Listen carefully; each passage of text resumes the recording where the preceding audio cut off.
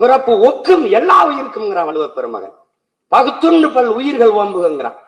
இவன் என்ன பண்றான்? காக்கை குருவி எங்கள் சாதிங்கிறான். நீல் கடலும் மலையும் எங்கள் கூட்டம்,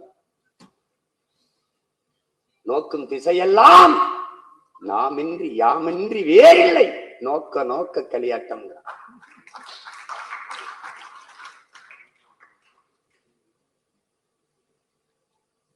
உயிர்மை நேயத்தை போற்றான்.